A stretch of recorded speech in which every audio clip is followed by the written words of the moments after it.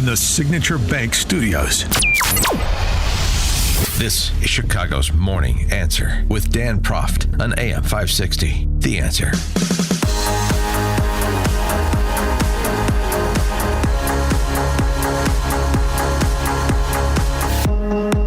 Top of the morning, Dan Proft here. So, yesterday, had a little No Kings pregame. CNN's Klingon Collins hosted a little town hall with Comrade Bernie and his gal pal AOC to sharpen their act. And it was the usual hysterics and histrionics that you would expect from a couple of central planners. What we are dealing with is an unprecedented moment in American history. All right?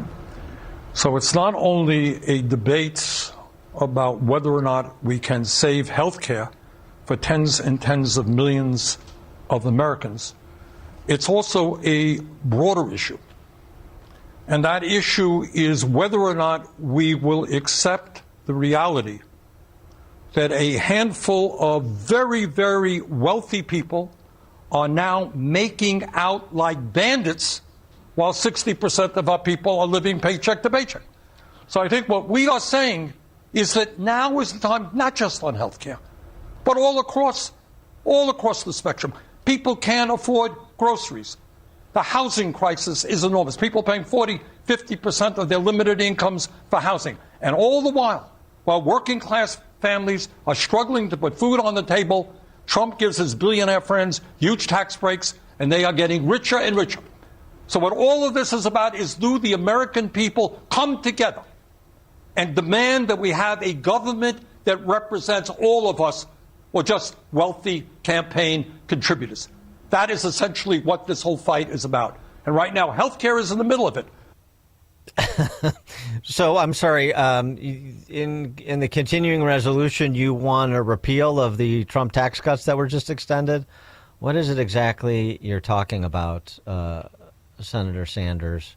No follow-up questions, because this was just an opportunity for them to pontificate and say the same things over and over again in different ways. AOC. Russ Vought just announced today in the laying off of federal workers. We learned today a judge has put a temporary restraining order because it is likely illegal what he and the Trump administration is doing.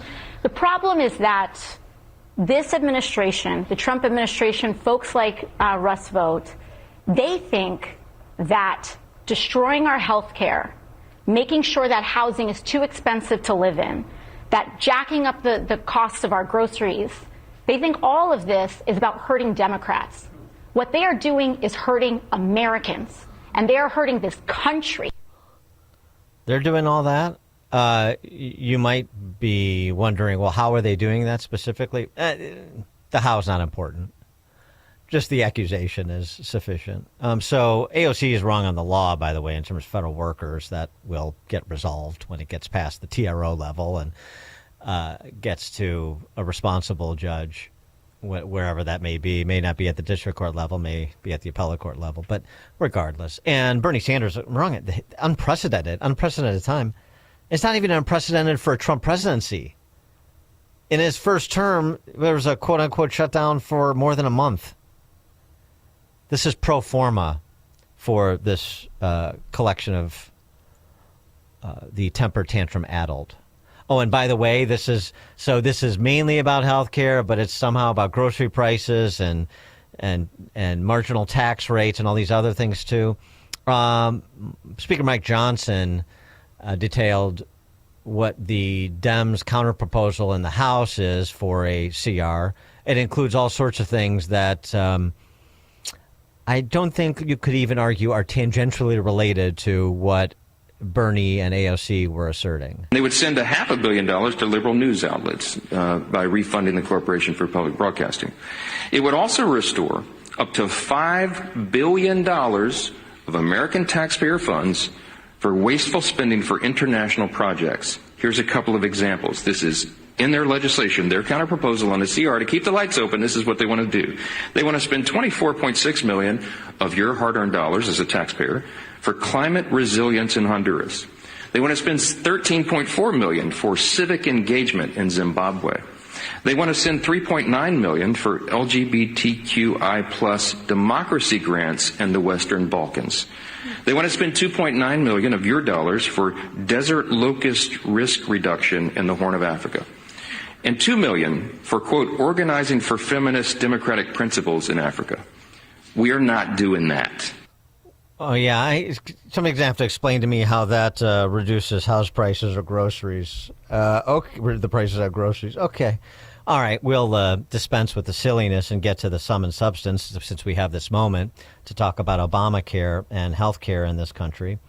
And for an adult conversation on the topic, we're pleased to be joined by Veronique de Rugy, Senior Research Fellow at the Mercatus Center at George Mason University. She's written a piece, Democrats' shutdown fight won't lower healthcare costs, but here's what will. She actually has some substantive ideas that maybe some Republicans would like to listen to as well. Veronique, thanks for joining us. Appreciate it. Thank you for having me. So, the interesting thing about this theater that we're all in the audience observing is it's basically been telegraphed by congressional Republicans that we want the clean CR because we don't want some of the pork that Mike Johnson just ticked off. But when it comes to extending the enhanced Obamacare subsidies that were advanced by Biden and are scheduled to sunset at the end of this calendar year, the Republicans basically indicated that, yeah, they're on board to do that because they don't want to have to make an argument about why we shouldn't do that, and they don't want to suffer any potential political blowback for not doing it with a constituency that's gotten used to subsidies for the last couple of years, and even more importantly, would see even more dramatic increases in their health insurance costs than are anticipated without those subsidies. And so, they'll take the path of least resistance, as both parties like to do in D.C. So it's really sort of sound and fury, signifying not very much money at the end of the day. So I'm not quite sure, actually, that there's not going to be a big fight over extending those COVID-era extension of the Obamacare tax credit. I hope you're right. We're talking about the expansion part. I know that there are a lot of Republicans who would love to actually just not have the fight and just say, okay, let's renew them, for sure, because Republicans are often weak because, they're politicians. But I think there's a strong case to be made for why it would be ridiculous to extend them. And that is, first, this is an emergency spending. This is an emergency era extension. And we're not in an emergency anymore. These are extremely expensive. These go straight in the pocket of insurance companies. They're not reducing premium really. Premium continues to grow, and the extension itself. What did it do? It effectively gave access subsidize to higher the premiums. Tax credit. Exactly, to higher income taxpayers. I mean, we're talking people potentially making $500,000. It's ridiculous. It's utterly ridiculous. There's no reason to extend this. It's an emergency. They wrote into the law that it was going to sunset at the end of 2025. It should sunset, and it should not have been expended in the first place. The other thing that it does is that right now, I guess the tax credit covers something like 75% of the premium, and this is like, expanding the coverage to 90%. And for people who are buying these very expensive, that's the whole idea, basically. It's a scam to attract people who are low risk, who will buy high premium, to make the whole pool thing look less sick, basically. And in fact, one of the things that this is doing is that there are millions of people who are, getting these premiums, getting these insurance products, and they're not using them, but the insurance company is putting taxpayers' money in their pockets. This is what the Democrats want to extend. Right. Right. I mean, right. And of course, the great irony of Bernie and AOC and these other leftist populists pretending like they want to stick it to the big insurance companies on behalf of the little guy in America. And this is the other thing that is just really crazy to me. I mean, Speaker Johnson is right about the Democrats. The stuff they wanna increase is crazy. They wanna revert the reduction in the growth of Medicaid spending that was passed to pay for part of the one big beautiful bill. But they're not. I wish they were telling the American people, understand that getting rid of this emergency spending tax credit, right, does not get rid of the tax credits for those who need it the most.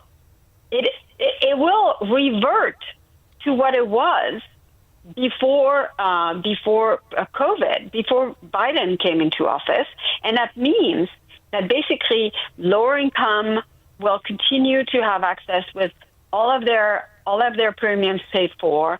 The middle class Americans also will have access to very large credits, and so they're trying to pretend that they want to get rid of the whole Obamacare system. Of course, because that's not what they're doing at all. No, right, but they have to. The healthcare system will crash if you don't extend these enhanced emergency subsidies to people making up to $500,000, like you just said. I mean, this is the two-step they do to try to woo this new constituency they think they have with the enhanced subsidies. But I suppose the question then becomes, if there is going to be a pitch battle by maybe a handful of Republicans who will try to organize opposition, then, what should they be arguing in addition to drawing these lines of demarcation so everybody understands what and who we're talking about? What, in terms of policy proposals, short of repealing Obamacare, should they be advancing? Well, they're not going to be arguing for repealing Obamacare. It looks like Republicans have completely given up.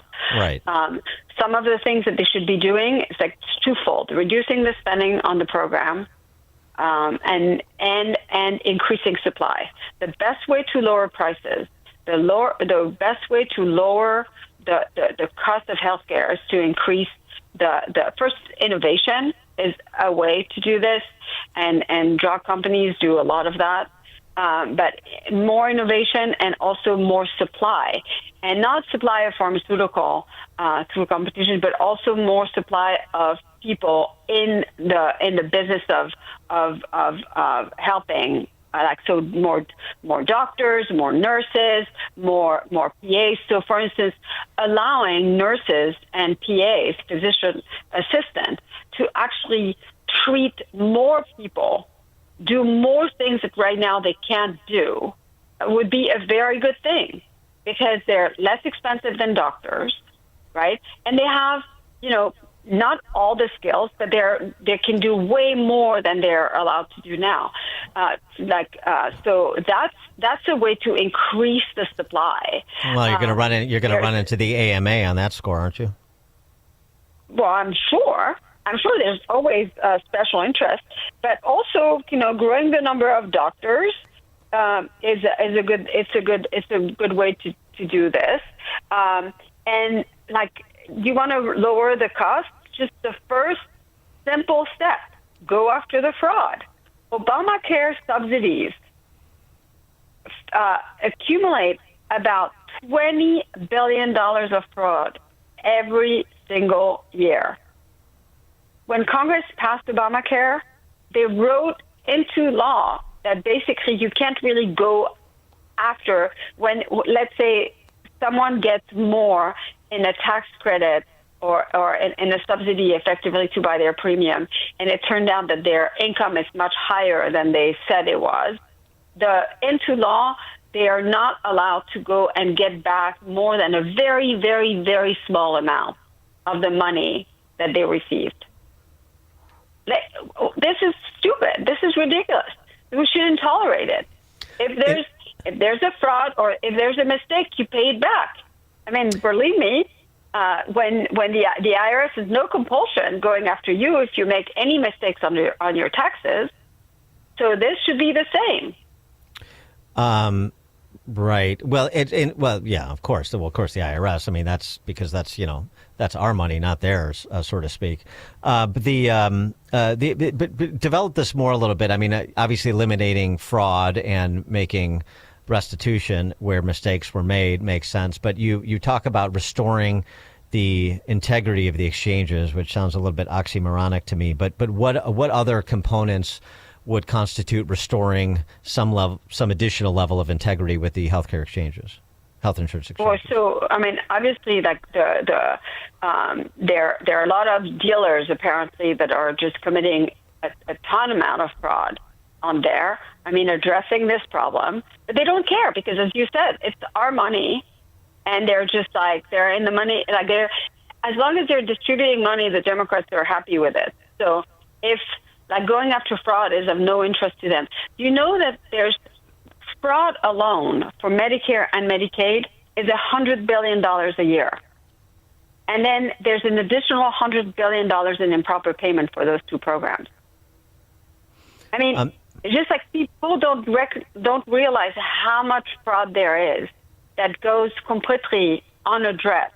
And the same is true for the integrity of the subsidy of the healthcare exchanges is non-existent because there's no mechanism and no one is really interested in actually putting in place a mechanism that reduces the amount of improper payment and straight up fraud. That's a big deal. The last bullet point I wanted you to elucidate was, I mean, it's always something you hear from conservatives. I say it too. Competition. So we need more consumer. We need more price transparency. We need more consumer choice. But what does that look like within the confines of Obamacare? Well, this is ultimately the biggest problem that we have right now. And it's that when we talk about health care, the conversation we're actually having is about healthcare financing. And it is because Americans, I mean, that's true in other countries, Americans have come to believe that they actually shouldn't be shouldering anything when it comes to their healthcare. That a third party should be paying for them, whether it's the insurance company or whether it is the government, right? And Americans pay a very, very small amount of their health care. And the reality is like what we should be doing is moving towards a system where there's enough competition and supply between supplier, enough innovation that prices go down enough so that we can create a financing system that really covers mostly catastrophic things that people truly can't pay, and that people move to actually pay more of their health care with their own money. And that's really the problem. But in order to reach that point, what we need to do is we need to create more competition between suppliers, more supply. That's essential. Things like short-term insurance plans that you can roll over.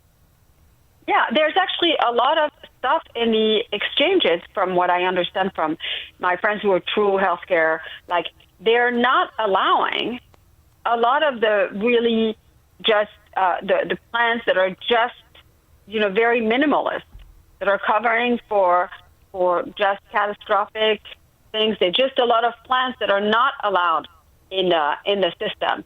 We need more plans. Give people more choices. And that would competition is good everywhere, and it's good that plans are competing, that you give more choice to people.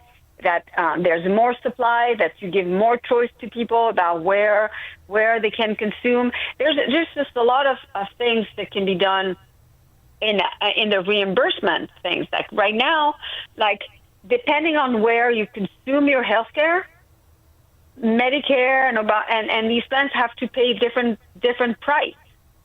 It should be the same price, right? Whether you go to the emergency room or whether you go to a private physician, all of that stuff should be the same.